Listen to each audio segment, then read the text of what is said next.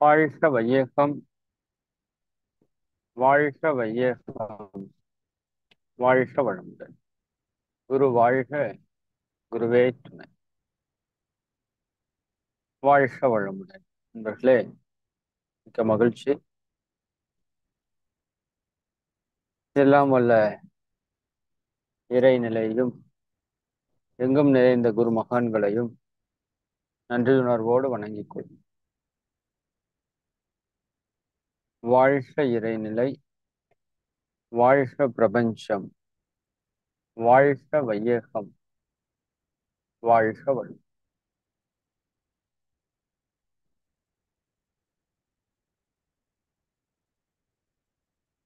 நண்பர்களே, இப்போ இந்த மௌனத்திற்கு பிறகு இந்த நான் யார் அப்படிங்கிற தத்துவம் மிக மிக முக்கியமான ஒரு தத்துவமாக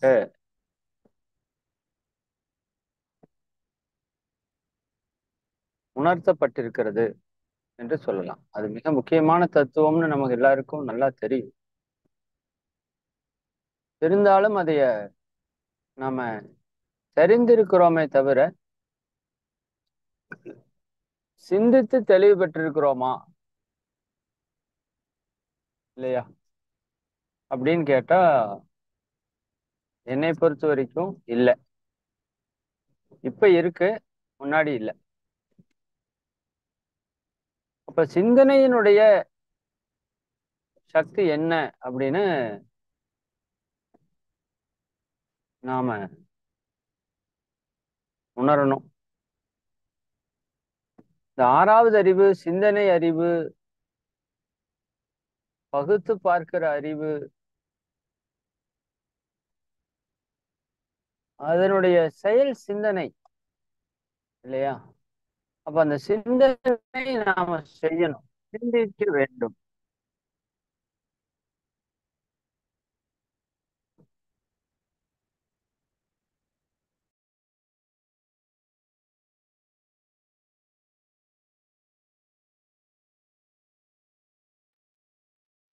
அப்போ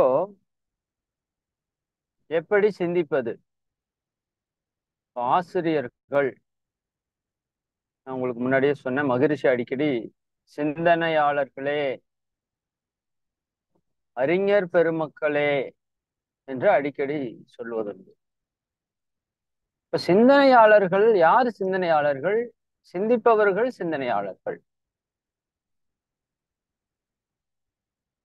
இப்ப நாம அப்படி சிந்தனையுடைய உதவியாகவே பார்க்கிறேன். நாம் நம்மை பற்றி அப்படிதான் மாதிரி சொல்றாங்க. நாம் நம்மை பற்றி சிந்தித்து ஆய்வு செய்து நம்முடைய நிறை குறைகளை உணர்ந்து திருத்தம் பெற வழிவகுத்து வகுத்த வழியே வாழ்ந்து காட்டுவோம். அப்போ இப்ப நம்ம எல்லாருமே பொதுவா சிறு வயதிலிருந்தே ஒன்றை கேட்டு அறிந்து கொள்கிறோம் இல்லையா? ஒன்றை கேட்டு அறிந்து கொள்கிறோம், ஒன்றை பார்த்து அறிந்து கொள்கிறோம், புலன்கள் மூலமாக விஷய ஞானத்தை பெற்றுக்கொள்கிறோம், அறிவு. பட் அது என்ன சொல்லுது அப்படின்னா, ஒரு தத்துவம் கண்ணால் காண்பதும் பொய், காதால் கேட்பதும் பொய், தீர விசாரிப்பதே மெய் என்று ஒரு கான்செப்ட் உங்களுக்கு தெரியும் எல்லாருக்குமே. இப்ப கண்ணால் காண்பது பொய் என்றா அவங்க ஒரு மேலோட்டமான ஒரு தத்துவத்துல சொல்றாங்க. அதாவது ஒரு 2 நபர் சண்டை போட்டு இருக்காங்க, அதுல ஒருத்தர் இன்னொருத்தர் அடிச்சிட்டு இருக்காரு அப்படின்னா, மேலோட்டமா பாக்குறப்போ இந்த அடி வாங்குபவர் பாவம் போல, அடிப்பவர் கொடுமையான ஆள் போல தெரியும். இப்ப பார்க்கிற காட்சி இப்ப நமக்கு தவறா காமிக்குது. இந்த விருமாண்டி அப்படின்னு ஒரு படம் நீங்க வாய்ப்பு இருந்தா பாருங்க. அதுல ஃபர்ஸ்ட் ஹாஃப் ஃபுல்லாவே ஒரு ஹீரோ கமலஹாசன் அவர்களை முழுக்க முழுக்க வில்லனாக காமிச்சிருப்பாங்க. நீங்க அந்த படம் பார்த்திருப்பீங்கன்னு நினைக்கிறேன். இல்லாட்டி ஒரு டைம் பாருங்க. முழுக்க முழுக்க அவர் எப்படி வில்லனா காமிக்க முடியுமோ காமிச்சிருப்பாங்க. இந்த ஆஃப் சீனுக்கு அப்புறம் அதுல நல்லவனா இருந்த அத்தனை பேர் வில்லனா தெரியுவான். இவரு ஹீரோ மாதிரி இருப்பாரு. அது உண்மை அப்படித்தான் இருக்குது. அது ரொம்ப எக்ஸலண்டான ஒரு கருத்தை தெரிவித்த ஒரு படம். இன்னொரு படம் கூட நல்ல படம், பேர் ஞாபகத்துக்கு வரல. அந்த படத்துல நிறைய தவறுகள் நடக்கும். பட் எந்த தவறுமே உங்களால தவறுன்னு சொல்ல முடியாது. அந்த மாதிரி தவறுகளா இருக்கும். எனக்கு ஆச்சரியமா இருந்தது அந்த படங்கள் எல்லாம் பார்க்கும்போது. உண்மைதான், தவறுதான் செய்யறான். பட் தவறுக்கு அவனை காரணம் என்றே சொல்ல முடியாது. அந்த சமுதாயம், சூழல் எல்லாம் சேர்ந்து அவனை இந்த தவறு செய்ய வைத்திருக்கும். அப்ப அவனை எப்படி நீங்க தவறுன்னு சொல்ல முடியும்? நல்ல ஒரு அருமையான படம். சரி, ஞாபகம் வந்தா சொல்றேன். அப்ப என்ன சொல்ல வருது அந்த தத்துவம் அப்படின்னா, நீங்க கண்ணுல பாக்குறீங்க, அது உண்மை அல்ல. அந்த ஒருவரை ஒருவர் அடித்துக் கொண்டிருக்கிறார், அடி வாங்குபவர் பாவம் போல, அடிப்பவர் தவறு செய்பவர் போல காட்சி அளிக்குது. இதே ஒரு மணி நேரத்துக்கு முன்னாடி இந்த அடித்து கொண்டிருப்பவருடைய பாக்கெட்ல இருந்து இந்த அடி வாங்கி கொண்டிருப்பவர் ஒரு,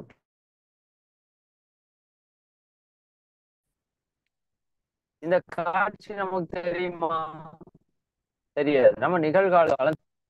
அப்ப இந்த கடந்த காலத்தை நீங்கள் தீர விசாரித்தால் இதில் எது உண்மை எது பொய் என்று தெரியும்.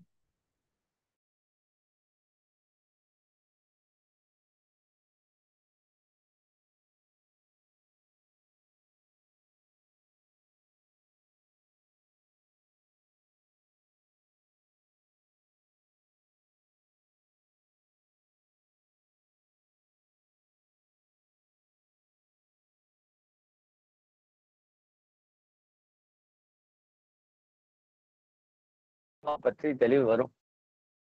சரிங்களா?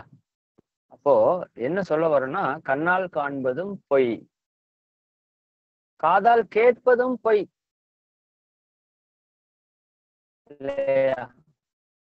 நான் ஒரு செய்தியை சொல்றேன் அப்படின்னா,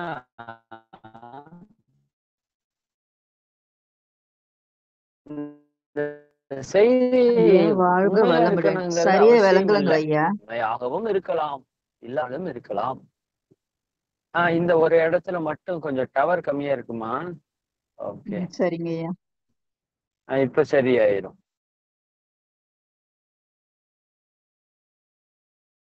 ஓகே, அப்ப கண்ணால் காண்பதும் பொய்,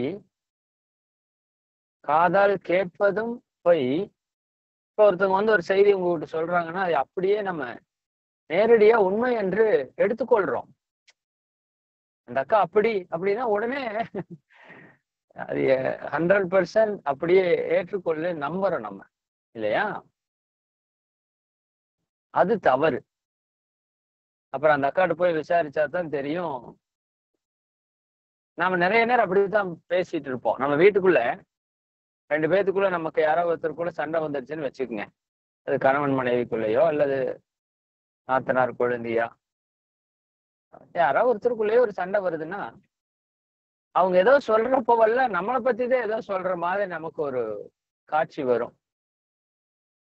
சீ அப்படின்னு ஒரு வார்த்தை ஏதோ அவங்க பயன்படுத்துறாங்கன்னு வச்சுங்க, உடனே நம்மளைத்தான் சீன்னு சொல்லிட்டாங்க அப்படிங்கிற மாதிரி எல்லாம் நம்ம மன உணர்வு நம்மளை வந்து அவங்க பாக்குற பார்வை எல்லாம், இல்லையா?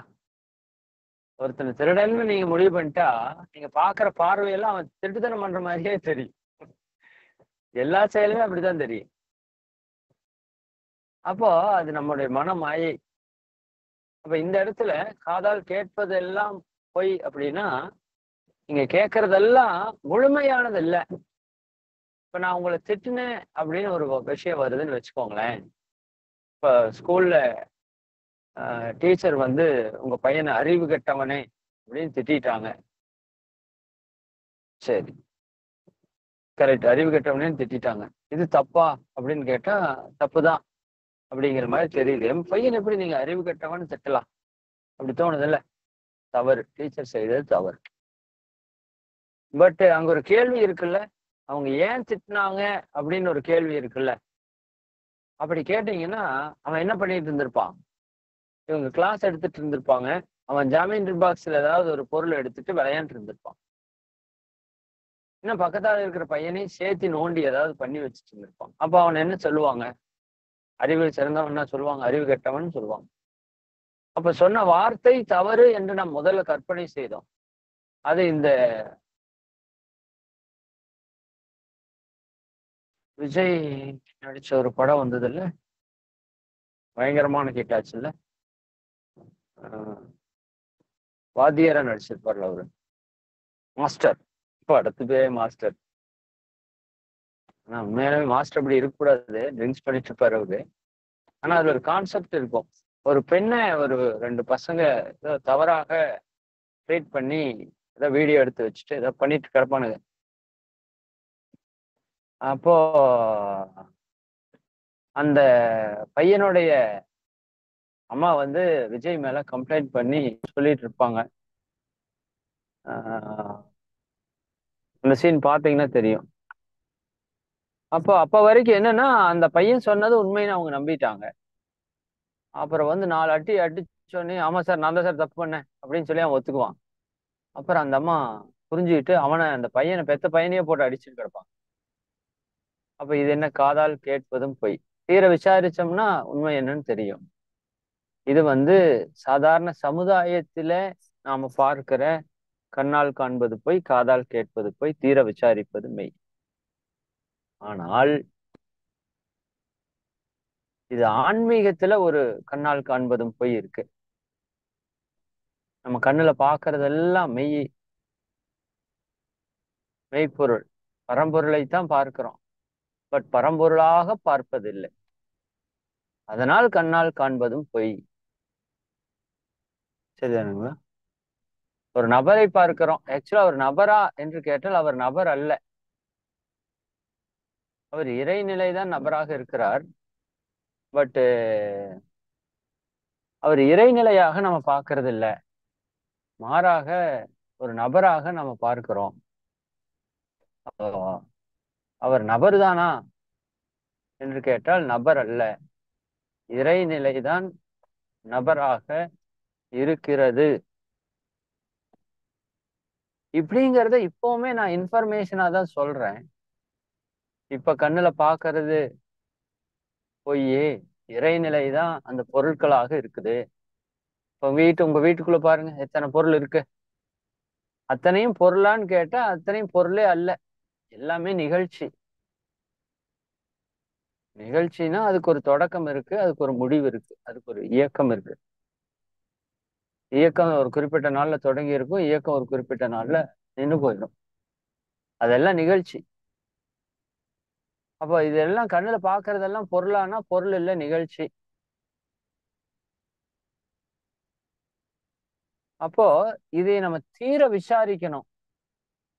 அதைத்தான் நம்ம அறிவு செய்யணும். அதைத்தான் சிந்தனை என்று நம்ம சொல்கிறோம். அப்போ அந்த சிந்தனை அறிவு நாம ஆசிரியர்கள் என்ற நிலையில நம்ம இன்னும் ஆழமாக நம்ம பயன்படுத்தணும். நம்ம இப்ப என்ன பண்றோம் அப்படின்னா, வர்றோம், தியானம் பண்றோம், ஸ்பீச் கேட்கிறோம், அப்புறம் போய் நம்ம வேலையை எப்பொழுதும் போல பாக்குறோம் இல்லையா? Okay, right. காலையில உடற்பயிற்சி செஞ்சுக்கிறோம், மறுபடியும் தியானம் செய்யறோம், மாலையில தியானம் செய்யறோம், மறுபடியும் சிந்தனை உரை கேட்கிறோம். எப்பயாவது சிந்திக்கிறோமா அப்படின்னு நீங்க யோசிச்சு பாருங்களேன். சிந்திக்கிறதே இல்லை. அந்த தற்சோதனை பண்றப்ப கொஞ்ச நேரம் சிந்திக்கிறோம். நான் காத்தால இருந்து சாயங்காலம் வரைக்கும் பண்ணது என்ன, இது சரியா, இது தப்பா அப்படின்னு சிந்திக்கிறோம். பட் நான் யாரு, நான் யாரு, நான் எங்க இருக்கிறேன், நான் எப்படி இருக்கிறேன், அஹ்? இறைவன்னா யாரு, அவன் எங்க இருக்கிறான், அவன் எப்படி இருக்கிறான், இந்த சமுதாயம்னா என்ன, இயற்கைனா என்ன, பிரபஞ்சம்னா என்ன, விண்ணுனா என்ன, இறை துகள்னா என்ன, விண்ணிலிருந்து வர்றதா காந்தம் சொல்றாங்களே, அப்புறம் காந்தம்னா என்ன, இந்த அழுத்தம் அப்படின்னு ஒரு ஆற்றல் சொல்றாங்களே, தள்ளும் விசைன்னு ஒண்ணு சொல்றாங்களே, அப்படின்னா என்ன அப்படிங்கிற சிந்தனை நமக்குள்ள வரணும். நீங்க என்ன பண்ணணும்னா, காலையில உங்களுக்கு வாய்ப்பு கிடைக்காது. மாலையிலே நம்ம சிந்தனை உரைன்னு போட்டு உரைய பேச வச்சிடறோம். உங்களுக்கு டைம் கிடைக்கிறது இல்ல. நீங்க மதியத்துல ஏதாவது ஓய்வா இருக்கிற நேரங்கள்ல, இப்ப குறிப்பாக இப்போ 6 நாள்ல ஒரு 3 நாள் நமக்கு பயிற்சி இருக்குது. மிச்சம் 3 நாள் நம்ம ஃப்ரீயா இருக்கிறோம்னு வச்சுக்கோங்க உதாரணத்துக்கு. இந்த 3 நாள் நீங்க என்ன பண்ணணும் அப்படின்னா, நான் மறுபடியும் சொல்றேன். 18 ஆண்டுகள், 19 ஆண்டுகள் எனக்குள்ள நிகழாத புரிதல் 1 மாதத்துல நிகழுது. சரிங்களா? அதான் இயற்கை. நிகழும். அதற்கு என்ன பண்ணணும்? சென்ற மௌனத்துல நான் தவத்தை எப்படி ஆழமா செய்யணும்னு புரிஞ்சுக்கிட்டேன். ஆனா அதுக்கப்புறம் அதை டீப்பா செய்யலைன்னு வச்சுக்கோங்க. இது ஒரு சிக்கலும் இருக்குது. புரிஞ்சுக்கிறதுல மட்டும் பிரயோஜனம் இல்ல. புரிஞ்சத ஃபாலோ பண்ணணும். அதே போல இந்த முறை சிந்தனை அப்படிங்கிறது என்ன? அது எப்படி நம்ம ஆழமா செய்யணும்ங்கிற ஒரு புரிதல் வந்திருக்குது. தவம் முடிச்சுட்டு ஒரு 15 நிமிஷம், 20 நிமிஷம் தவம் பண்ணுங்க. அல்லது ஒரு 1/2 மணி நேரம் நல்லா தவம் பண்ணுங்க. துரியாதீதத்துல நல்லா தவம் பண்ணி, அந்த தவ நிலையிலேயே அப்படியே உட்கார்ந்துக்கோங்க ஒரு 1 மணி நேரம். 1 மணி நேரம் உட்கார்ந்துகிட்டு சிந்தனை செய்யணும். நாம யாரு? நம்ம உடலா? உயிரா? மனமா? அறிவா? ஆத்துமான்னு சொல்றாங்களே, அப்படின்னா என்ன?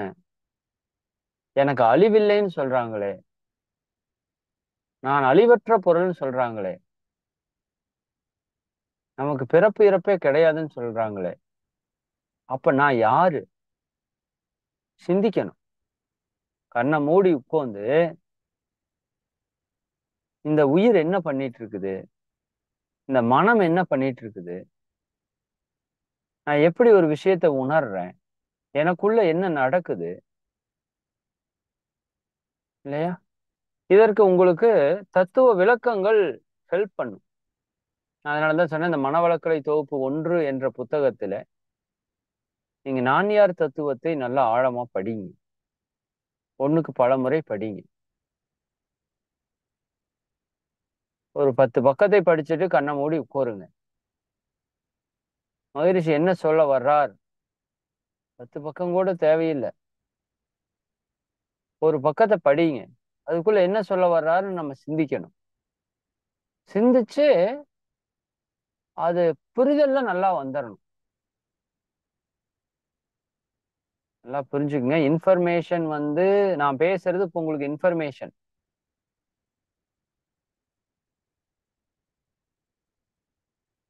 இதே நீங்க உட்கார்ந்து சிந்திச்சாதான் அது கன்ஃபர்மேஷன்.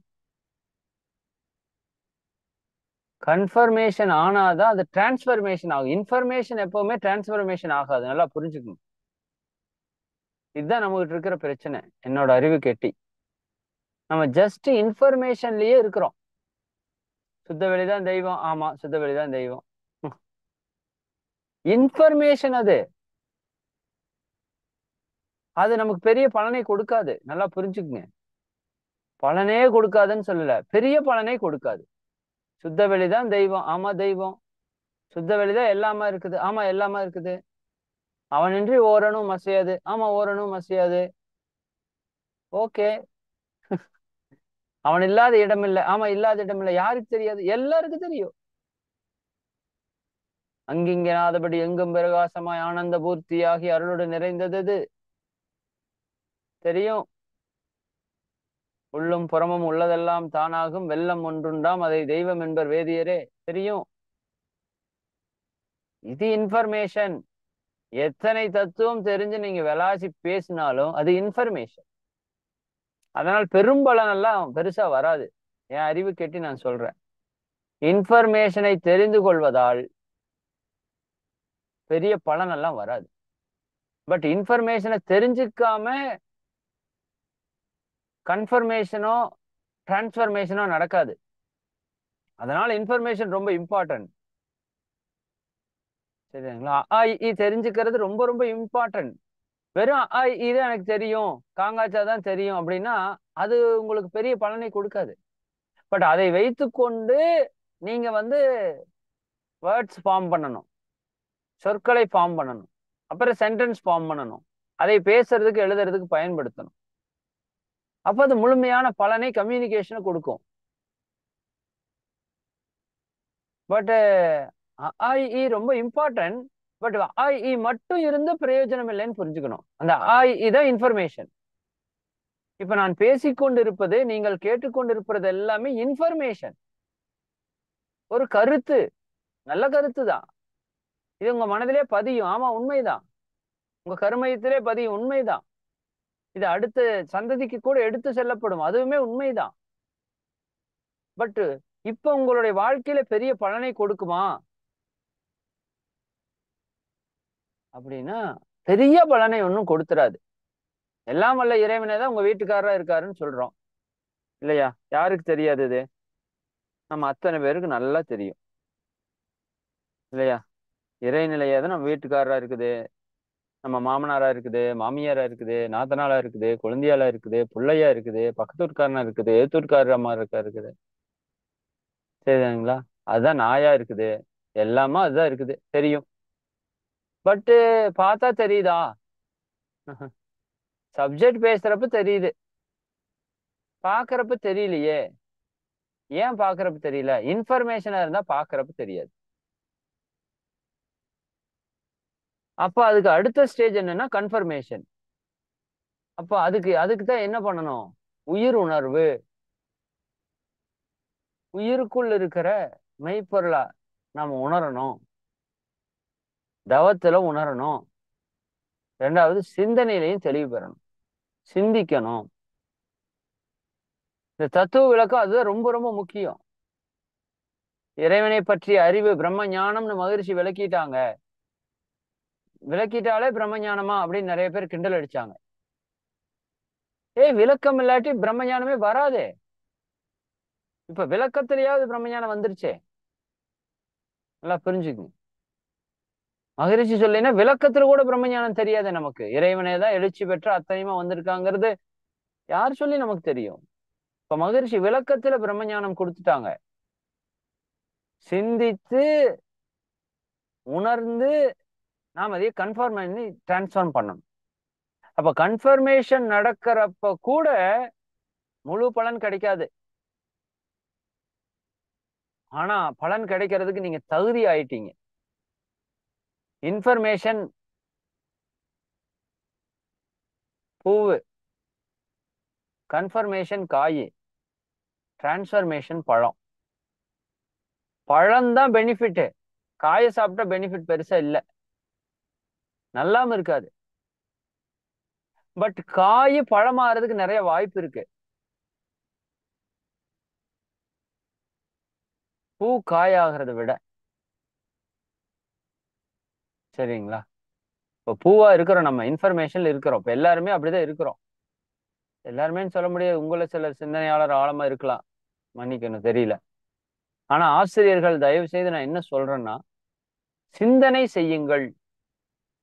நீங்கள் இவ்வளவு நாள் பெற்ற அறிவு கடல் போன்ற அறிவை நீங்க பெற்றிருக்கிறீங்க. சாதாரண அறிவை பெறல. அதை கொடுத்தது நானா இருக்கலாம், வேற யாரோ ஒரு ஆசிரியரா இருக்கலாம். ஆனா ஞானம், மகான்கள் கொடுத்த ஞானத்தை நீங்க பெற்றிருக்கிறீங்க. உங்களுக்கு சகலமும் தெரியும். இப்ப இறைவனே அனைத்துமா இருக்கிறாங்கிறதுக்கு மேல ஒண்ணுமே இல்லை. அத்தனையும் தெரியும். அதெல்லாம் இன்ஃபர்மேஷனா தெரியும். இன்ஃபர்மேஷனை நீங்கள் தயவு செய்து உட்கார்ந்து சிந்தித்து கன்ஃபர்மேஷன் பண்ணுங்க. ஆமா உண்மைதான், ஆமா உண்மைதான். இந்த ஊருக்கு போனா, இந்த வழியில போனா இந்த ஊர் வரும். இன்ஃபர்மேஷன். இப்ப மழைப்படை வரணும்னு சொல்றீங்கன்னு வச்சுங்க, பெருமாநல்லூர் நிக்கிறீங்க. இதான் இந்த வழியா, அந்த கொண்டாத்தம்மன் கோவில் வழியா அப்படியே நேரா போங்க, மலைப்பாளையமே வரும். எங்கேயும் திரும்ப வேண்டாம், ரோடு போறதுல போயிட்டே இருங்க. 12 கிலோமீட்டர் அப்படின்னு சொல்றாங்க. அது இன்ஃபர்மேஷன் வாங்கிட்டீங்க. ஓகே ஓகே, இதான்ப்பா ரோடு, தெளிவாயிடுச்சு. பட் நீங்க அங்க இருந்து அந்த பக்கம் ரோடு கிராஸ் பண்ணி வந்து பயணிக்கிறதுக்கு ஆரம்பிக்கிறீங்க. அப்ப ஒருத்தர் வந்து உங்ககிட்ட கேட்கிறாரு, ஏங்க இந்த வழியா போனா மலைப்பாளையம் போலாங்களான்னு கேட்கிறாரு. நீங்க என்ன சொல்லுவீங்க? ஆமாங்க போலான்னு சொல்லியிருக்கிறாங்க, அப்படிதான் சொல்ல முடியும். ஆமாங்க போலான்னு உங்களால சொல்ல முடியாது. போலான்னு சொல்லியிருக்கிறாங்க, நானும் அதுல தாங்க போறேன், போனாதான் தெரியும். இருக்கும், புரியுதுங்களா? ஆனா கன்ஃபர்மேஷன் கிடையாது. இப்போ இப்ப நீங்க வீட்டுல இருந்து வெளியே வர்றீங்க. உங்க வீட்டுல உங்க பையன் வீட்டுல உட்கார்ந்துட்டு இருக்காரு, சாப்பிட்டு இருக்காரு. வெளியே வந்துட்டீங்க. வந்ததுக்கு அப்புறம் ஒரு 2 நிமிஷம் தான் இருக்கும். நீங்க வெளியே கொஞ்ச தூரம் வந்தோடனே ஒருத்தர் கேட்கிறாரு, எங்கீங்க பையன் வீட்லயா? ஆமாங்க வீட்டுல தான். ம், இப்பதான் சாப்பிட்டு இருக்கான். சொல்லுவீங்களா இல்லையா? ஆமா சொல்லுவோம். இப்ப நீங்க போயிட்டு சாயங்காலம் ரிட்டர்ன் வீட்டுக்கு வர்றீங்க. அப்போ ஒருத்தர் கேட்கிறாரு, பையன் வீட்லயா அப்படின்னா நீங்க என்ன சொல்ல முடியாது? கன்ஃபார்மா சொல்ல முடியாது. வீட்டுலதான் இருப்பான்னு நினைக்கிறேங்க. சரிதானுங்களா? வீட்டுல இருக்கான்னு நம்புறேங்க. போய் பார்த்தாதான் தெரியும் வீட்டுல இருக்கானா அது வெளியே போயிருக்கானா எனக்கு தெரியல. கன்ஃபார்ம் பண்ண முடியாது. அப்ப மலையப்பாளையம் இங்கதான்னு நீங்க ஒரு முறை வந்துட்டு போயிட்டீங்கன்னா, அப்புறம் ஒருத்தர் கேட்கிறாரு, ஏங்க இந்த பக்கம் போனா மலையப்பாளையம்? ஆமாங்க இதுதாங்க, நேரா போயிட்டே இருங்க, நேரா போயிட்டே இருங்க, வந்துடும். கன்ஃபர்மேஷன். நீங்க ஒரு முறை வந்து பார்த்தாதான் கன்ஃபர்மேஷன். சிந்திச்சு ஆமா உண்மைதான், சுத்த வெளிதான், எல்லாமா இருக்குது, அதுதான் நானா இருக்குது, எனக்குள்ள அறிவா இருக்குது. உடலுக்குள் உயிரை, உயிருக்குள் உள்ள மெய்ப்பொருளை அறிவாய் காட்டி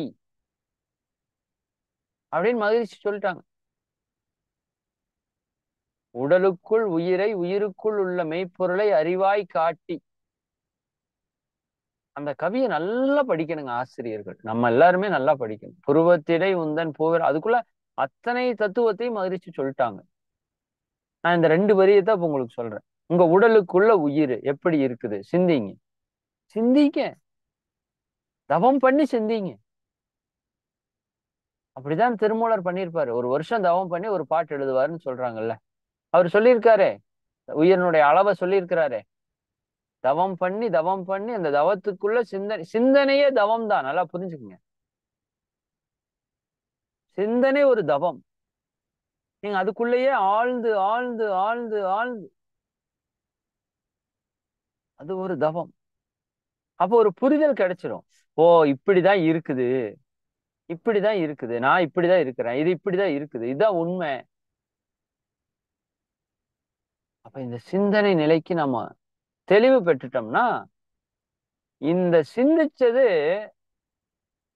நமதாக ஒரு செகண்ட்ல மாறும். அது இன்னும் எனக்கு மாறல, அதனால அது மாறினாதான் அதனுடைய தெளிவை நான் உங்களுக்கு ஆழமா சொல்ல முடியும். இப்போ ஜஸ்ட் இன்ஃபர்மேஷனை நான் கன்ஃபர்மேஷனா பண்ணி வச்சிருக்கிறேன். அந்த கன்ஃபர்மேஷன் நடந்த உடனே ஒரு டிரான்ஸ்பர்மேஷன் நடக்கும். சரிங்களா? அதாவது பாலும் தயிரும் வெவ்வேறையே இருக்குது. பாலை ஊத்துனா, இந்த தயிரை கொண்டு போய் பால்ல ஊத்துனா பால் தயிரா மாறிடும். இன்ஃபர்மேஷன். அந்த தயிரை பால்ல ஊத்திட்டீங்க, அது கன்ஃபர்மேஷன். ஆனா அந்த கன்ஃபர்மேஷனுக்கு அப்புறம் ஒரு ப்ராசஸ் நடக்குது, அதுதான் டிரான்ஸ்பர்மேஷன். அது நமக்கு ஒன்றும் நடக்கணும். அதுக்கு முதல் கன்ஃபர்மேஷன் நடக்கணும். இன்ஃபர்மேஷன்னா ஒரு செய்தி, கன்ஃபர்மேஷன்னா அதை உறுதி செய்தல், டிரான்ஸ்பர்மேஷனா அதாக மாறுதல். இப்ப மகிழ்ச்சியோட சிந்தனையில நம்ம பேசிட்டு இருக்கோம், சுத்த வெளி தெய்வம், சுத்த வெளி தெய்வம். இப்ப நம்ம சிந்திச்சு ஆமா சுத்த வெளிதான் தெய்வம் அப்படின்னு சிந்தனையில முதல் புரிஞ்சுக்கணும், அண்டர்ஸ்டாண்ட் பண்ணணும். இது பண்றப்பவே உங்க வாழ்க்கையில பெரிய மாற்றத்தை நீங்க ஃபீல் பண்ணுவீங்க. எனக்கு நல்லா தெரியுது. தத்துவத்தில் ஒரு கிளாரிட்டி அப்படி இருக்குது. சரிங்களா? இவ்வளவு நாள் கிடைக்காத ஒரு கிளாரிட்டி அப்படி ஒரு கிளாரிட்டியா இருக்குது. இப்ப எந்த சப்ஜெக்ட் பேசினாலும் ஒரு கிளாரிட்டியா இருக்குது. இந்த சிந்தனையே உங்களுக்கு நான் ரெகுலரா பேசுற சிந்தனை மாதிரி இருக்காது. எந்த ஹிண்ட்ஸும் எடுத்துட்டு நான் பேசல.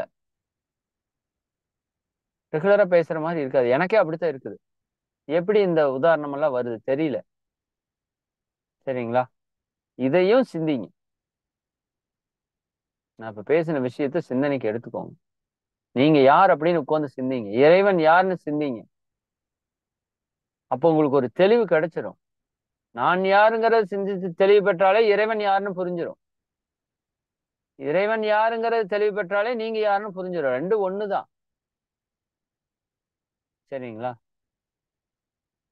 அப்போ இதை ஆழமா சிந்தனைக்கு எடுங்க. தயவு செஞ்சு இந்த 3 நாட்கள்ல போக மிச்ச 3 நாட்கள்ல ஒரு 1/2 மணி நேரம் நல்லா துரியாதீத தவம் செய்யுங்க.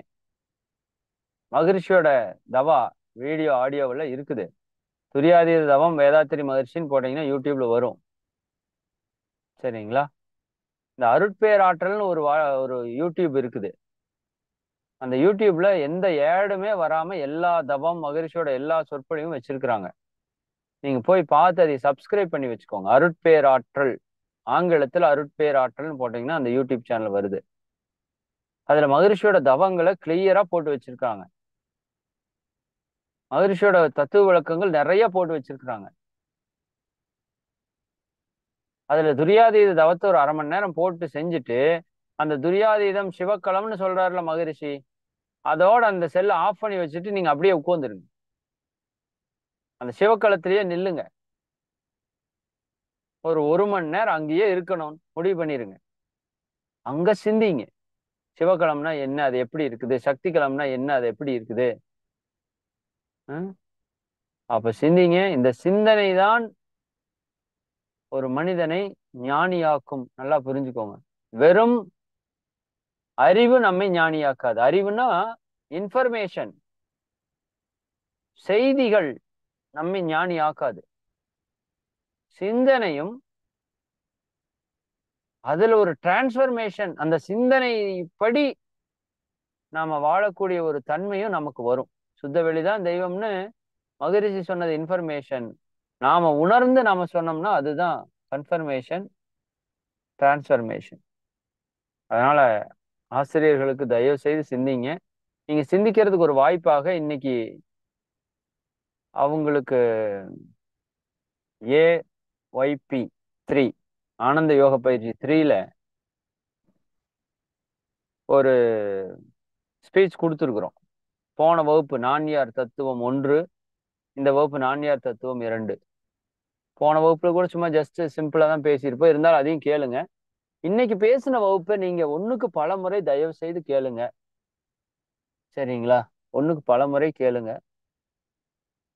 அதுல என்ன நான் சொல்ல வர்றேன்னு உங்களுக்கு புரியுதான்னு பாருங்க. அது புரியலைன்னா இதை விட்டு போட்டு மனவளக்கலை தொகுப்பு 1 அப்படிங்கிற நூல்ல நான்யார் தத்துவம்னு ஒரு தெளிவான விளக்கத்தை மகரிஷி கொடுத்துருக்குறாங்க. யாரோ ஒருத்தர் அன்பர்கள் வாய்ப்பு இருந்தா அதனோட ஸ்பீச்சை மட்டும் யாராவது முதல்ல பேசி அதை முதல் போடுங்க. ஆசிரியர்களுக்கு இந்த பேசுறவங்க இந்திராமா தான் பேசுவாங்கன்னு நினைக்கிறேன். அவங்ககிட்ட சொல்லி இன்னைக்கு கூட அவங்ககிட்ட பேசுங்க. நான்யார் தத்துவத்தை மட்டும், அது ஒரு 30 பேஜ் வரும்னு நினைக்கிறேன். அதை மட்டும் தனியா பேசி ஒரு ஆடியோவா அல்லது 2 ஆடியோவா போட்டு அன்பர்களுக்கு அனுப்ப சொல்லுங்க. திரும்ப திரும்ப கேளுங்க. திரும்ப திரும்ப கேளுங்க. அதைய அந்த புத்தகம் இருந்தா திரும்ப திரும்ப அதை எடுத்து படிங்க. அதை சிந்திங்க. அந்த லெவலை நீங்க டச் பண்ணிடணும். இந்த ஆசிரியர் பயிற்சி முடிக்கிறப்போ இன்னும் 2 மாசம் இருக்குது. அதற்குள்ள அந்த லெவலை நீங்க வந்து டச் பண்ணிடணும். சரிங்களா? ஓகே. இது ரொம்ப முக்கியமான கருத்து. அதனால உங்களுக்கு பதிவு பண்ணியிருக்கிறேன். தயவு செஞ்சு அதை கேளுங்க. சரிங்களா? ஓகே. சிந்தனை செய்யுங்க. நல்ல சிந்தனை செய்யுங்க. அந்த சிந்தனை அறிவு நமக்கு நல்லா வரணும்.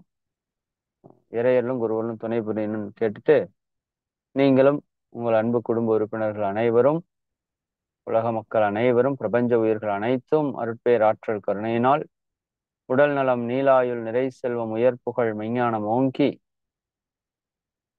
இறை உணர்வு, அறநெறி, கல்வி, தனம், தானியம், இளமை, வலிவு, துணிவு, நன்மக்கட்பேர் அறிவில் உயர்ந்தோர் நட்பு, அன்புடைமை, அகத்தவம், அழகு, புகழ், மனித மதிப்புணர்ந்து ஒழுகும் பண்பு, பொறுமை எனும் பேறு 16ம் பெற்று பெருவாழ்வு வாழ்க. வாழ்க வளமுடன். வாழ்க வளமுடன். வாழ்க வளம். வாழ்க வளமுடன். மிக்க மகிழ்ச்சி.